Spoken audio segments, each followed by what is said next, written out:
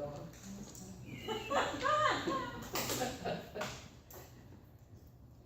We're son. Right. It all comes together somehow. Thank you for coming. Evening.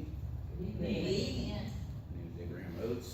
I am here for an oral communication speech class, and 7/21/2015. The subject is, does your place of worship and employment have an AED first aid kit?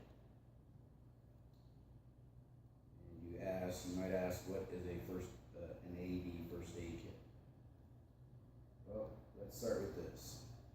Sunday morning, you're getting up, you're in Sunday school class. You're about ready to start. One of the youth from another class comes in and says that their teacher has collapsed. You run in, you assess the situation real quick, you realize that individual's having a heart attack. What do you do? 911. Outside of regular CPR that's been instructed, the compressions of the chest and all that, well, today there's a piece of equipment that organizations, businesses have adapted and installed in their place in their organizations. It's called an AED, an automatic external defibrillator. Okay, it's not something that you want to be thinking about Sunday morning for a church service or a related event. Neither did Sally Sims or others within the 1 million heart attack sufferers within a year, according to the National Institute of Health. This might seem a little off, but can anyone tell me the definition of the word security?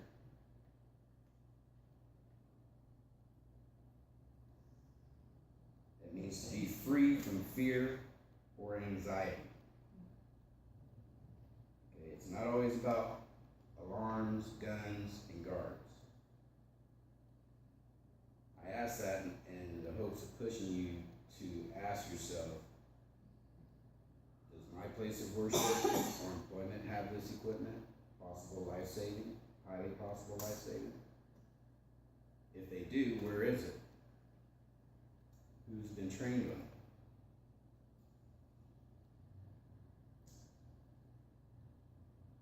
What is an AED? The American Red Cross gives the following definition of the automated external defibrillator. An AED is a small portable device that analyzes the heart's rhythm for any abnormalities, and if necessary, directs the rescuer to deliver electrical shock to the heart of someone suffering from a sudden cardiac arrest.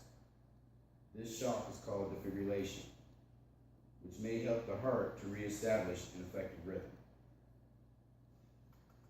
And to maybe understand that a little bit better, what is a heart attack?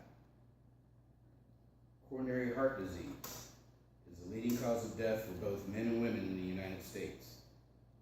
Actually, there's statistics that shows women are more prone than men. CHD is caused by a narrowing of the coronary arteries that supply the blood to the heart and results in a heart attack. Each year, as I stated earlier, about 1.1 million Americans suffer a heart attack. About 460,000 of those heart attacks are fatal.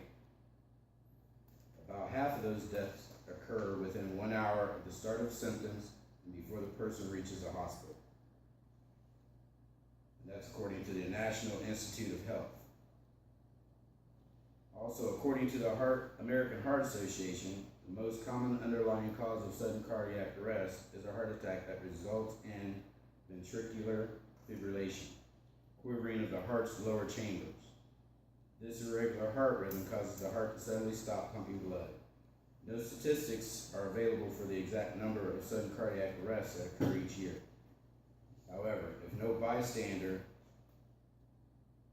that can apply CPR is provided, a victim's chance of survival is reduced by 7 to 10%, with every minute of delay until defibrillation.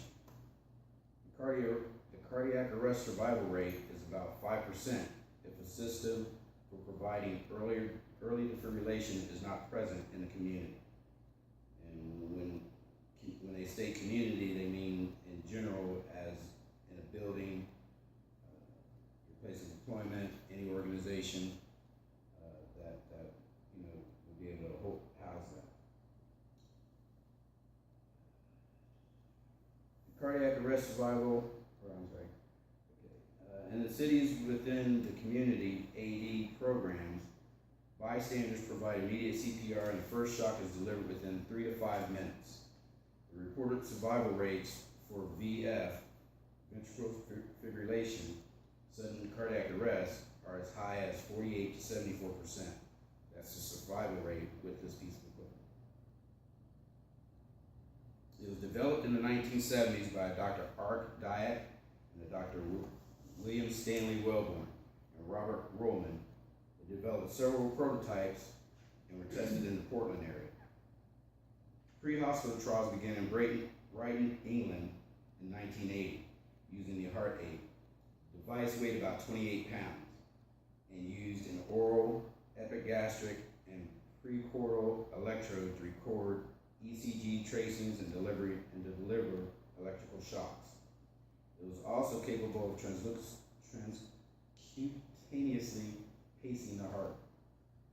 In 1982, the U.S. Food and Drug Administration gave approval for the MT defibrillation clinical trials.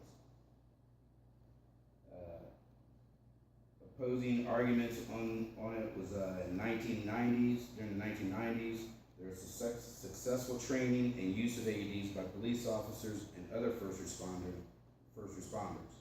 However, some responders were hesitant for the placement and public use of AEDs for various reasons, and this was evaluated and addressed. In the 1990s, AED used by lay personnel was approved by the FDA and Good Samaritan legislation, which soon followed, which allows you to be basically covered or liable in trying to save someone's life. AED training has been included in the American Red Cross Basic CPR course, which began in March of 1999. In November of 2002, the Philips Heart Start AED was approved for home use with a prescription.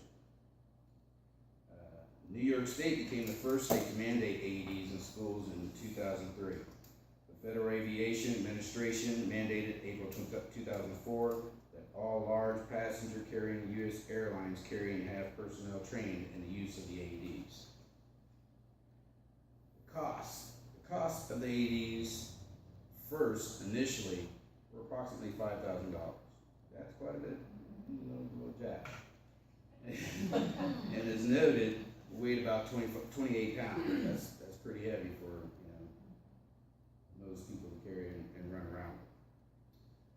Today's AEDs are more cost efficient, right about $1,500